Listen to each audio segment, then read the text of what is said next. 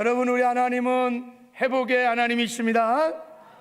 우리의 마른 뼈와 같은 심령, 가정, 교회, 우리의 직장, 사업장, 이 민족을 회복해 주시기를 원하십니다. 하나님의 말씀을 보내시고 성령의 생기를 부어서 마른 뼈 같은 모든 절망적인 상황들을 하나님의 군대들로 회복시켜 주십니다. 하나님 우리를 회복시켜 줄 때 언제나 하나님이 디자인하시고 만든 원형대로, 본래 모습대로, 원형대로 대충 개선해서 보소 수리해갖고 회복시켜 주는 것이 아니라 원형으로 회복시켜 주시기를 원하십니다. 그래서 가장 중요한 원형, 예수 그리스도 안에서 내가 누구인지 우리의 신분, 우리의 정체성을 회복해 주시기 원하십니다.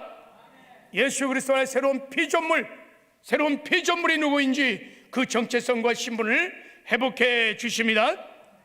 지금까지 우리는 예수 그리스도 안에서 내가 누구인지 우리 세 가지 신분을 나눠봤습니다. 자, 우리 한번 읽겠습니다. 시작. 나는 하나님의 아들, 하나님의 장자이다. 나는 다시, 왜 자꾸 돌아가? 자, 다시 시작. 나는 하나님의 아들, 장자입니다. 나는 주님의 신부입니다. 나는 하나님의 군대입니다. 할렐루야. 마지막 때를 살아가는 우리 사랑하는 서울순복음교회 모든 성도들이 마지막 때는 이 장자의 영성으로, 그리고 신부의 영성으로, 군사의 영성으로 살아서 이기는 승리의 삶을 살아가기를 주님의 이름으로 축복합니다. 네.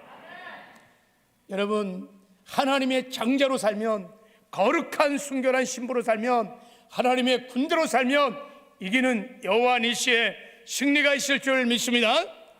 자, 오늘 이제 네 번째 회복해야 할 우리의 신분은 뭐냐면, 자, 여기 보세요. 자, 같이 읽겠습니다. 시작. 우리는 하나님의 가족입니다.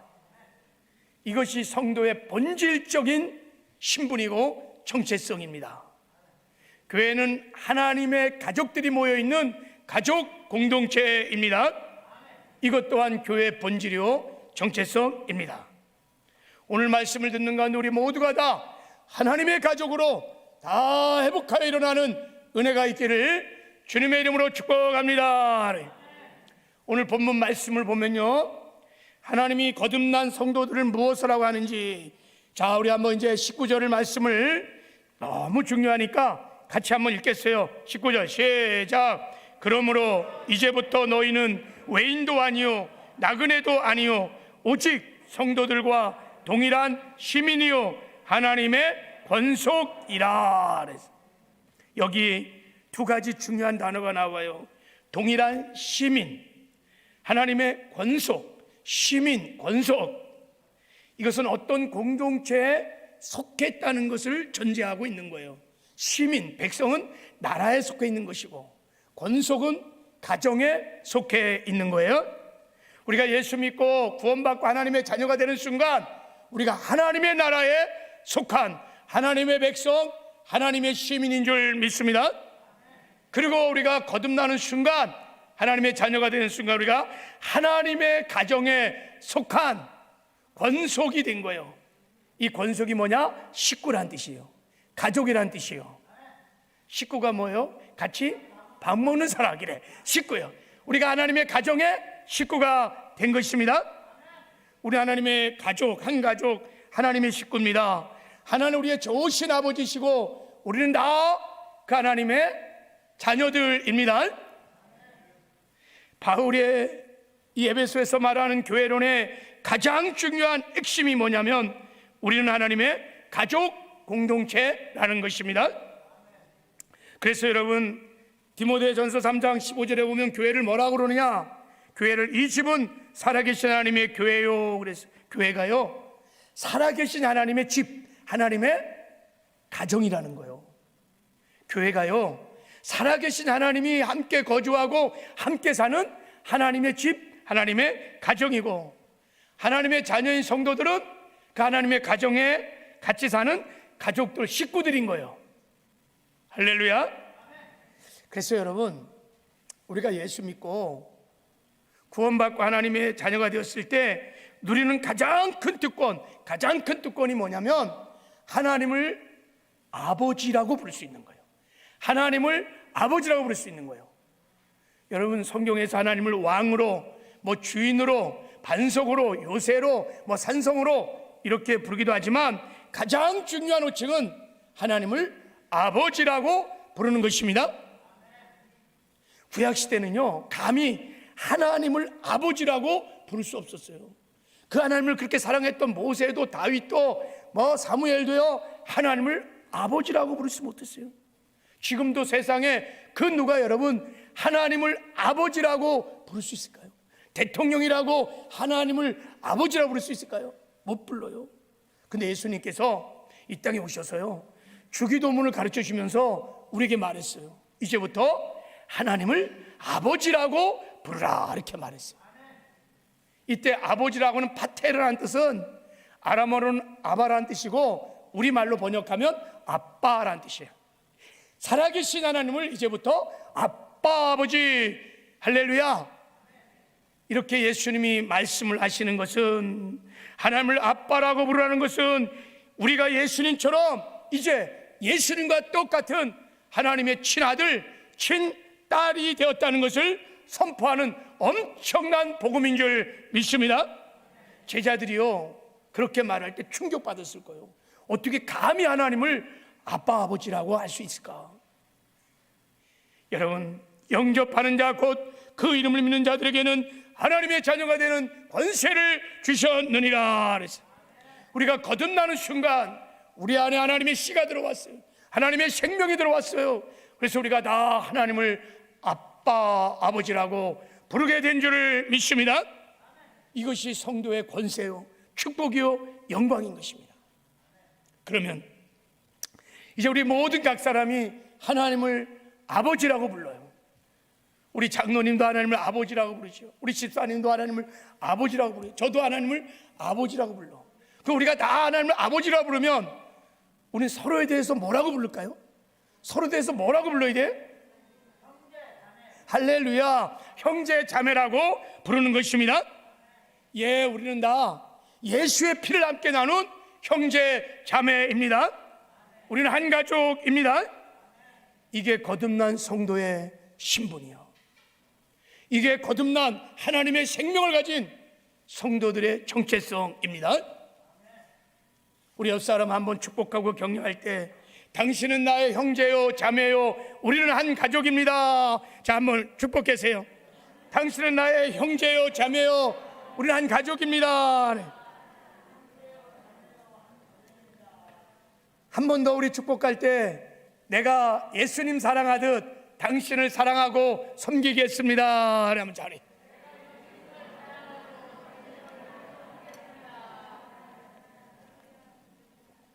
아멘이세요? 그럼 설교 다 끝난 거야. 정말 우리가 형제 자매요. 그래서 가족의식을 가지고 서로를 우리가 사랑하고 섬기기로 결단했다면 은혜 받은 것입니다. 여러분, 교회는 하나님의 가족 공동체입니다. 하나님이 만든 이 하나님의 가족 공동체의 가장 큰 특징이 뭐냐? 가장 큰 특징이 뭐냐면, 가족은 여러분 이 세상에서 사랑의 공동체입니다. 가족은 이 세상에 많은 조직과 공동체가 있지만 그들은 사랑의 관계로 모여 사는 게 아닙니다. 그러나 가족은 처음부터 사랑의 관계에서 태어났어요. 남녀가 서로 사랑했기 때문에 결혼도 한 거라고요. 사랑했기 때문에 자식도 난 거예요. 그리고 식구들이, 가족들이 사랑하기 때문에 지금 함께 모여 사는 거예요. 가정은 사랑의 공동체입니다. 마찬가지로 하나님 만드신 가족 공동체는 사랑의 공동체예요. 하나님께서 창세전에 저와 여러분을 사랑하셨어요. 그래서 하나님의 아들로, 하나님의 가정으로 예정하셨어요. 그리고 우리를 사랑하셔서 독생자를 이 땅에 보내셔서 독생자를 십자가에 못 박으시고 피를 쏟고 저와 여러분을 하나님의 자녀로, 하나님의 가족으로 만들어 주셨습니다. 그래서 여러분, 교회는요 함께 모여 서로 사랑하는 사랑의 공동체입니다. 이게 교회의 본질이에요, 본질. 그러므로 교회는요, 성도들은요, 이 땅에 사는 동안에 내가 가족의식을 가지고, 여러분 교회 안에서 세상에서 우리가 서로 사랑하며 살아야 될 줄을 믿습니다. 사랑하는 삶, 이것이 하나님이 디자인하시고 준비하신 모든 그리스도인들의 정상적인 삶인 것입니다. 할렐루야. 왜 아멘을? 아멘. 이게 하나님이 디자인한 정상적인 그리스도의 삶은 사랑하는 삶인 것입니다. 그럼 어떻게 우리가 하나님의 가족으로 이 땅에 사는 동안에 사랑하며 살 수 있을까? 구체적으로 어떻게 하면 우리가 사랑하는 삶을 살 수 있을까? 하나님은 어떻게 우리를 사랑하며 살 수 있도록 우리를 준비하셨을까? 그걸 알려면요, 왜 하나님께서 우리를 하나님의 사랑의 가족 공동체로 우리를 만드셨는지, 그 깊은 하나님의 뜻, 의도를 알아야 돼요.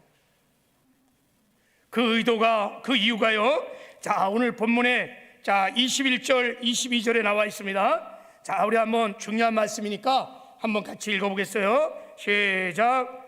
그의 안에 건물마다 서로 연결하여 주 안에서 성전이 되어가고 너희 성령 안에도 하나님이 거하실 처소가 되기 위하여 그리스도 예수 안에서 함께 지어져 가느니라 그랬어요. 하나님이 교회를 하나님의 가족이라고 설명하고 이어서 바로 그 교회를 하나님의 성전으로 지금 설명하고 있어요. 그러면서 하나님의 성전을 왜 만드냐면 하나님이 거하실 처소로 삼기 위해서 성전을 이 땅에 둔다는 거예요. 그러니까 하나님의 성전인 교회, 하나님의 가족 공동체인 교회를 이 땅에 만든 궁극적인 목적은 뭐냐? 하나님이 거하는 처소로, 하나님이 거하는 집으로 삼기 위해서 하나님의 가족 공동체를 만드신 것입니다. 그래서 하나님의 가정인 교회는 하나님이 거하시는 처소인 거예요. 살아계신 하나님의 집인 것입니다. 그래서 하나님은 이 세상에 하나님이 거하실 수 있는 사랑의 공동체인 교회를 이 땅에 만드신 것입니다. 할렐루야. 거하고 싶어서, 나의 거처로 삼기 위해서. 그리고 왜 하나님은 많고 많은 이 세상에 많은 공동체가 있는데, 화려한 공동체가 많이 있는데 왜 꼭 유독 하나님의 가족 공동체에 임하시기를, 가족 공동체를 거쳐 삼고 함께 살기를 원하실까 하는 거예요. 나 같으면 청와대가 살고 더 좋은 막 삐까번쩍한 호텔 같은데 뭐 더 좋은 공동체 좀 거하고 싶을 텐데, 화려하고 아름다운 곳도 많이 있을 텐데, 꼭 하나님은 하나님의 가족 공동체인 교회를 거쳐 삼고 임하기를 원하시는 거예요. 왜 그럴까? 그것은 요한일서 4장에 나와 있어요. 하나님은 사랑이시기 때문인 것입니다. 하나님은 사랑이세요. 여러분, 하나님이 사랑이라는 말은 하나님은 공동체로 존재한다는 뜻이야. 하나님은 사랑이세요. 사랑은 혼자 할 수 없어요. 하나님이도 사랑은 혼자 할 수 없어요. 파트너가 필요해요. 그래서 하나님은요, 성부, 성자, 성령 하나님께서 공동체를 이루면서 삼위일체 하나님이 함께 사십니다. 삼위일체 하나님이 서로 사랑하고 존중하고 서로 교제하고 서로 또 의존하고 순종하고 함께 여러분 사랑의 공동체를 이루어서 하나됨을 이루며 하나님은 살아가십니다. 하나님의 라이프 스타일이 사랑이에요. 그래서 하나님의 나라가 사랑의 나라인 것입니다. 그래서 하나님은 사랑이시기 때문에 사랑의 공동체로 존재하심으로 하나님은 사랑의 공동체에 임재하셔서 거기서 함께 살기를 원하십니다. 그래서 천국 백성들이, 하나님의 자녀들이 특별히 함께 모여서 막 뜨겁게 서로 사랑하면, 야, 내 집이구나, 여기가 너무 좋구나. 그래서 사랑의 공동체를 거쳐 삼고 오셔서 함께 사십니다. 반대로 우리가 모여서 서로 싸우고 미워하고 사랑하지 않으면요, 하나님 임재가 사라져요. 하나님의 영광이 사라져요. 불편해요. 하나님이 가장 동행하기 원하는 사람이 누구냐? 사랑의 능력을 갖고 있는 사람이, 사랑하는 법을 배워 사랑의 능력을 갖고 있는 사람이 하나님이 가장 편한 사람이에요. 함께 동행하는 사람이에요. 그렇습니다. 하나님께서 사랑의 공동체가 필요해요. 하나님이 임재하셔서 함께 살 수 있는 사랑의 공동체가 필요해요. 그래서 하나님이 교회를 만드실 때 처음부터 사랑의 가족 공동체로 만드신 줄 믿습니다. 이 원리가요, 우리가 이렇게 양말을 만들 때 발 모양으로 만들잖아, 그죠? 왜 이렇게 발 모양으로 만들어요? 발이 들어올 거니까. 장갑을요, 이 손 모양으로 장갑을 다 만들어요.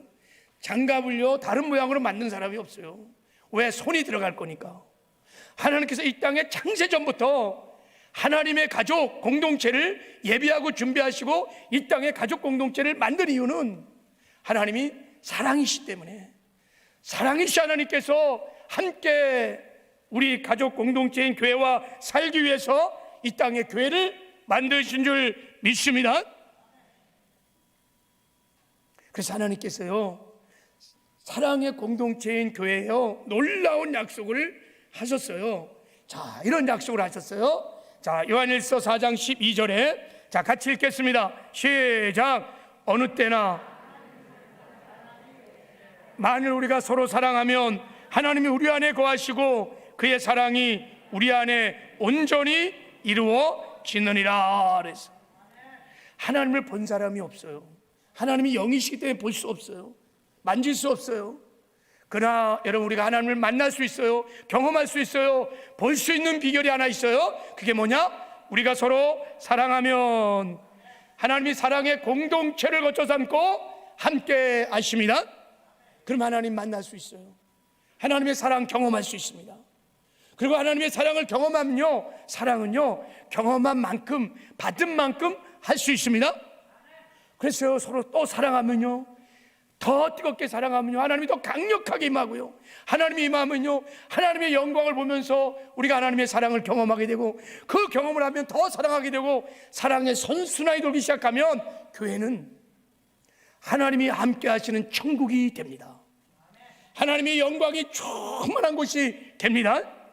그래서 하나님이 교회를 거쳐 삼고 함께 사시면요, 놀라운 일들이 이제 일어나기 시작하는 거예요. 이 땅에서요, 천국만 가서 맛보는 것이 아니라 이 땅에서요, 천국을 맛보며 삽니다.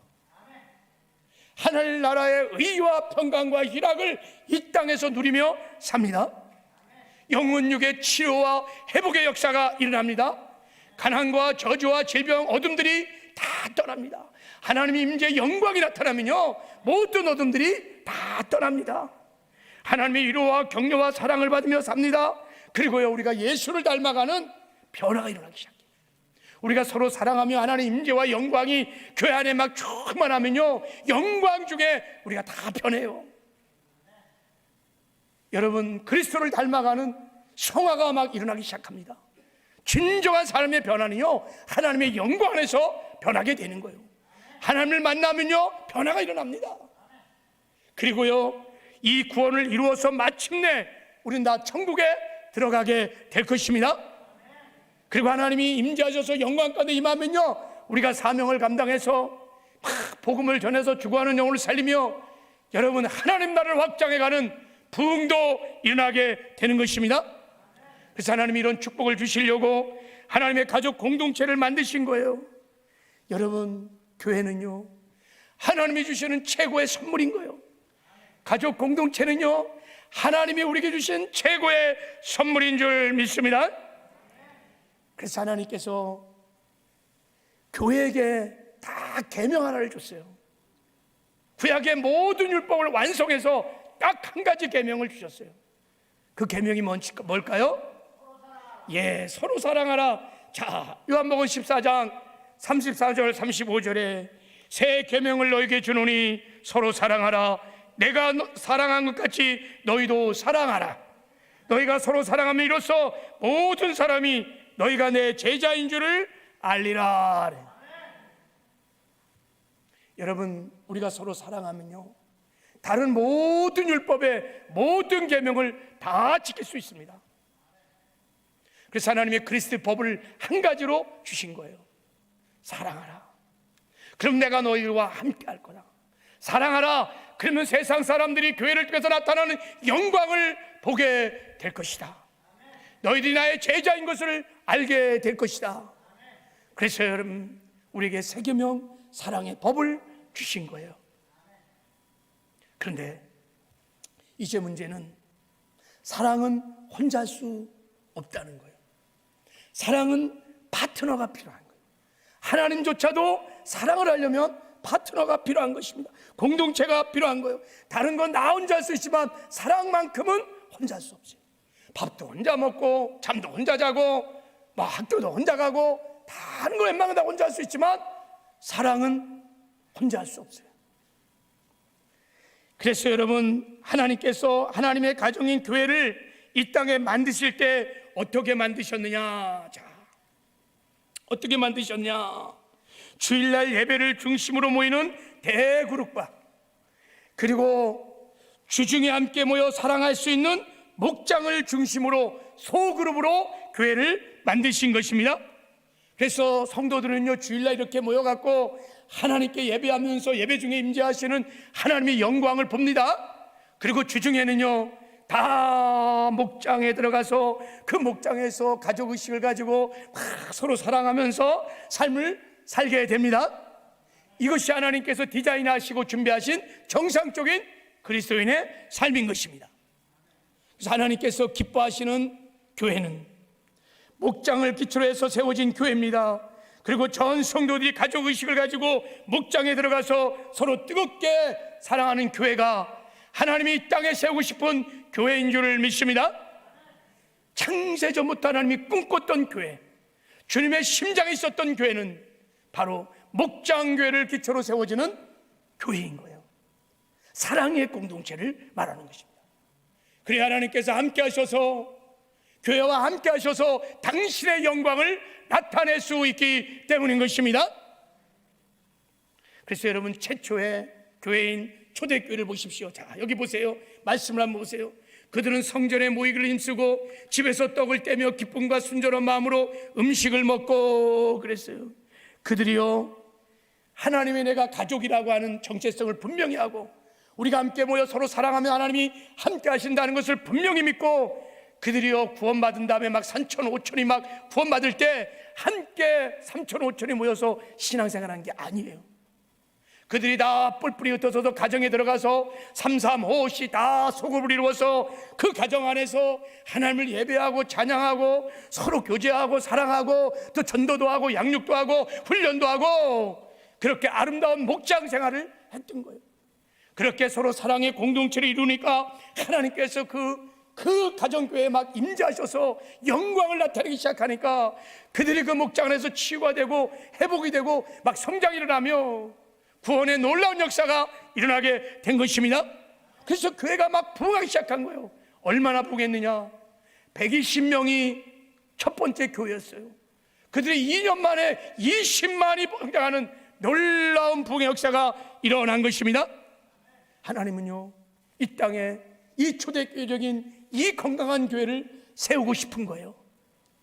우리 교회를, 우리 조국 교회를 하나님은 회복해 주시되 이 원형의 교회를 회복해 주시기를 원하시는 줄 믿습니다. 할렐루야. 이게 하나님의 소원이에요. 어떻게 우리가 이 사랑의 공동체를 만들어 갈 수 있을까? 여러분, 그러려면 우리가 가장 먼저 우리가 하려는, 우리가 하나님의 가족들이 무엇보다 다 목장교회로 모여야 합니다. 목장에 모여서 뜨겁게 사랑하는 것입니다.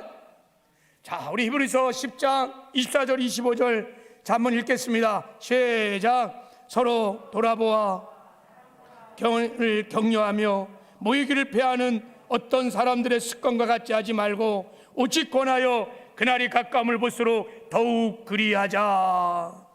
서로 돌아보아 사랑과 선행을 격려하라는 거예요. 사랑하라는 것입니다. 그러니까 사랑하기 위해서는 모이기를 패하는 어떤 사람들과 같이 하지 말라는 거예요. 왜요? 사랑은 혼자 할 수 없기 때문에. 우리가 함께 모여 사랑하면 하나님이 그 사랑을 공동체를 거쳐 삼고 우리 가운데 임재할 수 있기 때문에 우리가 모여서 무엇보다 서로 뜨겁게 사랑하라는 것입니다. 여러분, 교회는요 설교만 듣는 곳이 아니에요. 교회는요 함께 모여서 사랑받고 사랑하는 곳입니다. 그런데요 목장에 소속하지 않으면 사랑할 기회도, 사랑을 받을 기회도 없어요. 그러면요 신앙이 균형 잡히게 성장하지가 않아요. 하나님이 디자인하신 성도의 삶을, 그 풍성한 그 아름다운 삶을 살 수가 없어요. 여러분, 대그룹 예배도 너무 중요해요. 우리가 이 예배에서 하나님의 임재를 경험하고 영광을 목도하는 것도 하나님 신 놀라운 일이지만, 여러분 대그룹에서 신앙생활을 대그룹 중심으로 10년, 20년, 30년 해도요 옆에 지체들의 이름도 모를 수도 있고요, 저 사람의 필요가 뭔지, 아픔이 뭔지 서로 사랑할 수 없어요. 여러분, 사랑하려고 그러면요 그 사람의 필요가 뭔지를 알고 그 필요를 내가 희생적으로 채워주는 게 사랑이거든요. 사랑이 안 돼요. 대그룹에만 모여서는 사랑이 될 수 없어요. 사랑할 수도 없고요, 사랑을 받을 수도 없어요. 그래서 대그룹 중심으로 살면요 신앙이 한쪽 날개만 가니까 늘 제자리인 거예요. 신앙의 성장이, 변화가 별로 없어요. 그래서 하나님은 여러분 이 목장교회를 회복해 주시기를 원하십니다.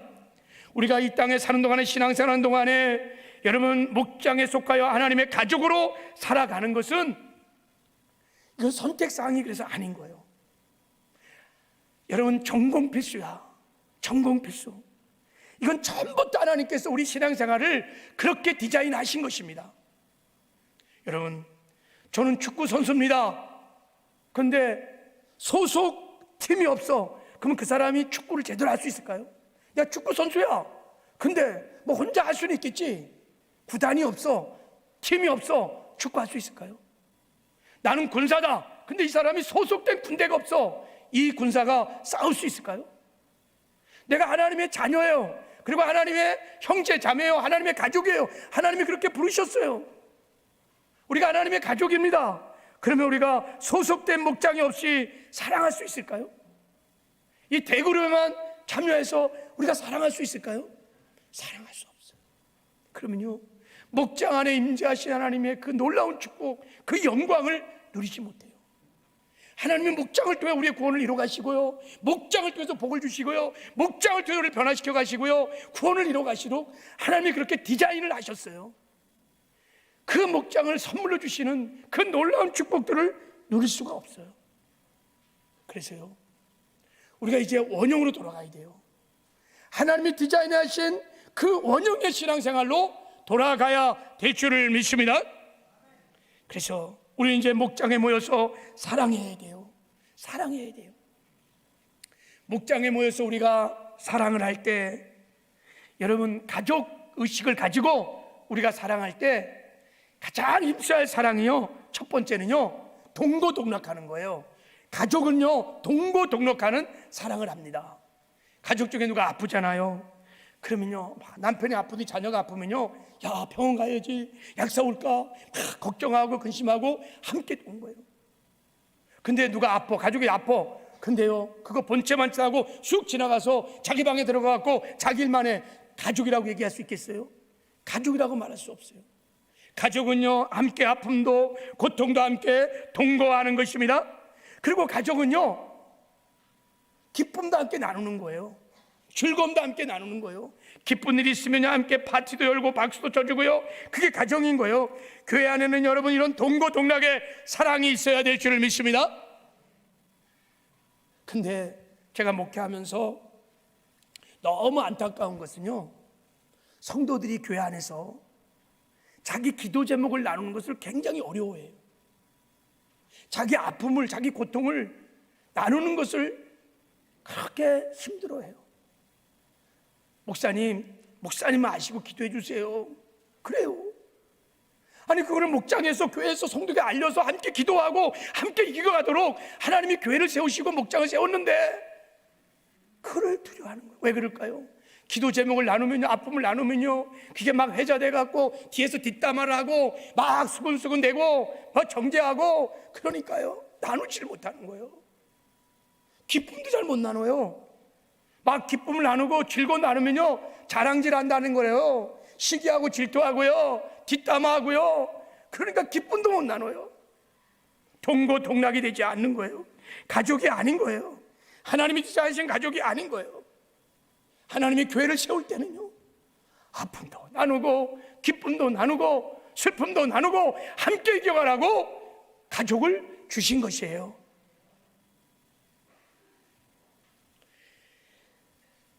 여러분, 우리가 다 목장에 모여서 함께 동고동락하는 행복한 삶을 사시기를 바랍니다. 그리고 여러분, 가족 공동체는요, 다른 공동체와 전혀 다른 사랑이 하나 있어요. 가족 사랑에만 있는 독특한 사랑이 있는데, 그게 무슨 사랑이냐면 상호 책임을 지는 사랑이에요. 가족은요, 누가 한 사람이 아프면요 같이 아파할 뿐만 아니라 치료받을 때까지 끝까지 책임을 져요. 하여간 병원을 데려가고 약을 대고 그냥 집을 다 팔아서라도 고쳐요. 책임을 져요. 포기하지 않아요. 이게 가족이에요. 자녀에게 등록금이 필요하다 그러면요, 돈이 없어요. 그러면 알바를 하든지, 동생이 알바를 하든지, 오빠가 뭐 알바를 하든지 어떻든 등록금을 만들어내요. 이게 가족인 거예요. 가족은 이런 상호 책임이 있습니다. 이게 가족인 거예요. 하나님께서 우리를 가족으로 부를 때 하나님께서 서로를 책임지며 사랑하라고 그렇게 가족 공동체를 부른 거예요. 할렐루야. 그렇게 사랑할 때 하나님께서 임재하셔서 영광을 나타내시고 우리의 필요를 공급하시고 우리를 지켜주시고 우리의 필요를 공급하시며 인도해 주십니다. 로마 네로 왕이요, 기독교를 핍박할 시절에요, 자신의 화재 사건의 죄를 기독교인에게 그냥 뒤엎어서, 그래서 기독교인들을 막 잔인하게 박해할 때가 있었어요. 그래서 로마 콜로세움 원형 경기장에 막 사자를 풀어놓고요, 막 기독교인들을 막 다 집어넣었어요. 막. 여러분, 네로가 그걸 지켜보면서 당연히 다른 죄수들처럼 더 살려고 막 도망칠 줄 알았어요. 근데 기독교인들은요, 집어넣으면요 도망을 치는 게 아니에요. 뭐 했을까요? 다른 사람을 막 품어주는 거야. 사자가 나부터 뜯어먹으라고, 나부터 뜯어먹으라고 다른 사람을 감싸고 자신의 몸을 사자에게 먼저 내어주는 것을 보면서 네로가요 화가 난 거예요. 어떻게 저럴 수가 있냐 이거예요. 죽어가는데요 나부터 뜯어먹으려고 다른 지체를 품고 있는 거예요. 그래서 네로가 이해가 안 되는 거예요. 이 사람들이 도대체 이 사람들이 누구냐 이거예요. 야세 기록에 보면요, 제 예수쟁이들은 죽을 때까지도 서로를 돌보고 있구나. 저들 안에는 내가 알지 못하는 무엇이 있도다. 내가 알지 못하는 무엇, 그게 뭘까요? 우리는 하나님의 한 가족이다. 우리는 예수의 피를 나눈 하나님의 생명이 있는 가족 의식을 가지고 뜨겁게 사랑하는 사랑, 상호 책임의 사랑이 그들에게 있었던 것이죠. 요즘은요, 시대 정신이 개인주의에 너무 철저히 나홀로가 너무 강해요. 이런 시대 정신이 교회 안에 들어와서요, 많은 사람들이 영향을 받고 있어요. 나홀로 잘 믿으면 된다, 나홀로 예배 잘 드리고, 나홀로 신앙생활 잘하고, 나홀로 복 받고, 나홀로 잘 되면 되지, 뭐 목장이 모여 시간도 없고 귀찮고 나 구속받기 싫어, 그냥 홀로 신앙생활 사람이 너무 많아요. 많은 사람들이 예배만 드려요. 목장에 가족 생활을 안 해요. 새신자가 요즘 와도요, 등록 도와줄까요? 그러면요, 아니에요. 저는 그냥 조용히 신앙생활 하고 싶다는 거예요. 그래서요, 큰 교회를 사람들이 선호해요. 그리고 요즘은 코로나 때문에 인터넷으로 예배드리니까 너무 좋은 거예요. 혼자 다 할 수 있어요. 하나님이 디자인하신 신앙생활이 아니에요. 내가 가족됨을 포기한 거예요. 하나님이 영광스럽게 우리에게 주신 놀라운 신분, 권세, 영광을 포기한 거예요. 그러면 신앙생활을 이길 수 없어요. 승리할 수 없어요. 신앙생활은 절대 혼자 할 수 없어요. 교회를 떠나면 그날로 우리 신앙은 약해지고 흔들리고 세상을 이길 수 없어요. 음부의 권세가 통치하는 세상을 절대 혼자 이길 수 없어요. 그래서 하나님께서 음부의 권세를 이길 수 있는 교회를 이 땅에 두신 거예요. 함께 교회에 소속해서 아픔과 고통을 나누며 함께 이겨가라고 하나님이 이 땅에 교회를 두신 거예요. 그래서 교회를 떠나면요 신앙생활 할 수 없어요. 여러분, 교회를 주님의 몸이라고 그래요. 몸에는요 많은 세포가 있습니다. 이 세포들이 서로를 돕습니다. 세포 가운데 병이 들면요 막 다른 세포가 와갖고요 막 영양분을 공급하고 도와줘요. 백혈구는요 모든 아픈 세포들을 막 다 품어버려요. 적혈구는요 자기 전부를 줘서 다른 세포들을 막 살려요. 세포가 살면 몸이 살기 때문에. 그런데요 어느 날 혼자 노는 세포가 생겨납니다. 다른 세포들로부터 도움도 받지 않고 도움도 주지 않아요. 그러다가 영양분을 빼앗아가요. 이것을 소위 의학적으로 말하면 암세포라는 거예요. 이런 암세포들이 모이면 이걸 의학적으로 악성종양이라고 하는 거예요. 그러면 이거를 제거하지 않으면 몸이 죽을 수 있어요. 신앙생활도 마찬가지예요. 혼자 노는 세포가 위험합니다. 성도들과 더불어 목장교회 안에서 서로 나누고 또 서로 또 위로해주고 격려하고 용납하고 이런 사랑의 삶을 살아야 되는데 이 가족 생활을 안 하는 거예요. 그러면요 본인도 굉장히 어렵고, 이런 사람들이 교회에 늘어나기 시작하면요 하나님의 임재와 영광이 사라지기 때문에 교회가 점점 약해지는 거예요. 이게 더 많아지면요 교회는 무너질 수도 있어요. 여러분, 초대교회를 한번 보세요. 얼마나 아름다운지. 제가 이 말씀만 하고 마치려고 하는데, 자, 우리 초대교회가 얼마나 아름다운 삶을 살았는지, 자, 한번 우리 천천히 이 말씀을 한번 읽어보겠습니다. 자, 우리 시작. 믿는 무리가 한 마음과 한 뜻이 되어 모든 물건을 서로 통용하고 자기 재물을 조금이라도 자기 것이라 하는 이가 하나도 없더라. 사도들이 큰 권능으로 주 예수의 부활을 증언하니 무리가 큰 은혜를 받아 그 중에 가난한 사람이 없으니 이는 밭과 집 있는 자는 팔아 그 판 것의 값을 가져다가 사도들의 발 앞에 두매 그들이 각 사람의 필요를 따라 나누어 줌이라. 이 말씀은요 공산주의자들의 모토가 되는 말씀이었어요. 유무상통. 여러분, 이거 제대로 된 거 아니에요? 누가 캠페인을 해갖고 이렇게 산 거 아니에요? 누가 이렇게 살자고 설교해서 이렇게 산 거 아니에요? 어떻게 해서 이들이 이런 사랑의 삶을 살 수 있었을까요? 이들은요 가족의식이 있었어요. 정말 우리 예수의 피를 나는 한 가족이다, 우리 한 지체라고 하는 의식이 있었어요. 그러니까 자연스럽게 일어날 수 있었던 현상이었던 거예요. 우리가 한 가족인데요, 가족이 굶어 죽는데 가만히 있겠어요? 내 자식이 죽어가고 있는데 가만히 있겠어요? 가족이 여러분 굶어가는데 가만히 있을 사람이 누가 있어요? 어쨌든 간에 먹이는 거예요. 그러니까 자기 재산을 다 떼어서 가족의 필요를 채워주는 거예요. 그러니까 여러분 자연스럽게 이것이 일어날 수 있었던 것입니다. 여기 본문 말씀을 잘 보십시오. 각 사람의 필요를 따라 나눠줬다 그랬어요. 공산당처럼요 무조건 균등분배한 게 아니었어요.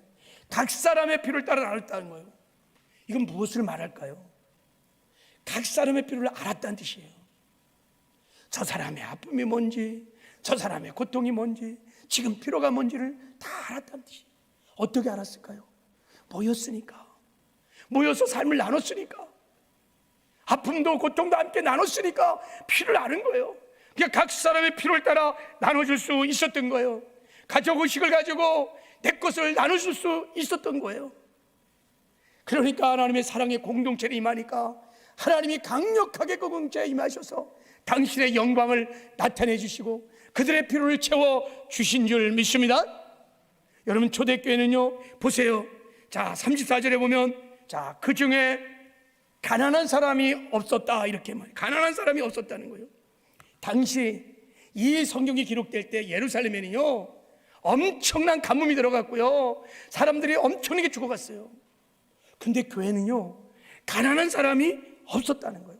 가난을 알았다는 뜻이 아니에요. 가난했습니다. 그러나 교회 안에는 적어도 가난한 사람이 없었어요.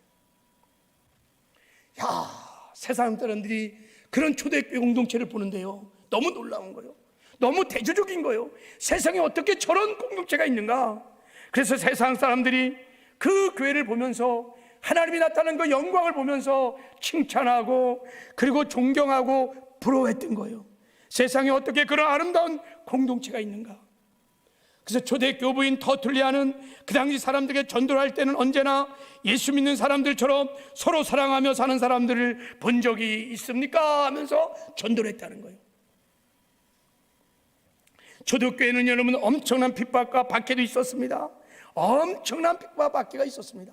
그런데 그 핍박 중에서도요, 믿음을 잃어버리지 않았어요. 신앙을 잃어버리지 않았어요. 예배 흔들리지 않았어요. 때로는 흑사병도 돌았습니다. 코로나, 이건 게임도 안 되는 무서운 흑사병이 돌았어요. 그 흑사병 가운데, 그 핍박 가운데서요, 믿음 흔들리지 않았어요. 예배 흔들리지 않았어요. 우리는 코로나 2년 나가고 나니까요, 예배가 막 반토막이 났어요. 한국교회 예배들이 막 반토막이 났어요. 성도들이요, 1만 교회가 문을 닫았어요. 아니, 코로나의 작은 핍박에도 견디지 못하는 거예요. 그럼 앞으로 요한계시록에 기록된 이제 7 대접, 7 나팔의 재앙이 쏟아지면 그때는 어떻게 할 수 있을까? 과연 우리가 그 상황 속에서도 믿음을 지킬 수 있을까? 예배는 정말 지킬 수 있을까? 이 코로나 이것 때문에도 예배가 다 무너지고 믿음이 다 무너지는데, 여러분, 초대교회는요, 그 엄청난 핍박을 이길 수 있었던 비결은요, 다른 것이 없어요. 우리가 하나님의 가족이라는 것을 분명히 알고 함께 모여 사랑한 거예요. 그러니까 하나님께서 사랑 가운데 임재하셔서 하나님이 함께 하셔서 하나님의 영광을 나타내시고 하나님의 은혜와 능력을 힘입어 이길 수 있었던 거예요. 목장은요, 하나님이 주시는 최고의 선물이에요. 교회는 하나님이 주신 최고의 선물입니다. 여러분, 목장은 축복의 전당인 것입니다. 이제 목장에 와서 동고동락하며 상호 책임을 지면서 서로 용납하고 사랑하면서 어려움과 고통도 능히 이겨가며 사명도 감당하는 복되고 아름다운 삶을 살아가신 은혜가 있기를 주님의 이름으로 축복합니다. 새해에는 이제 이 목장교회 회복을 꿈꾸면서 교구 지역 목장을 재편하려고 합니다. 목장교회가 좀 활성화될 수 있도록 재편하려고 그래요. 우리 사랑하는 성도들의 적극적인 협력이 필요합니다. 할렐루야. 그리고 이제 오늘 목자대학도 우리 목장교회 회복을 꿈꾸며 목자대학을 해야 돼요. 여러분, 사랑하는 법을 배워야 돼요. 목장을 우리가 어떻게 이루어가는지 배워야 돼요. 다 훈련받아야 돼요. 그래서 하려고 합니다. 오늘 우리 목자들, 영혼을 맡은 지역장들, 또 예비 지역장들, 지금까지 제자 훈련 받았던 분들 다 참여하셔서 함께 사랑하는 법을 배워가는 은혜가 있기를 바랍니다.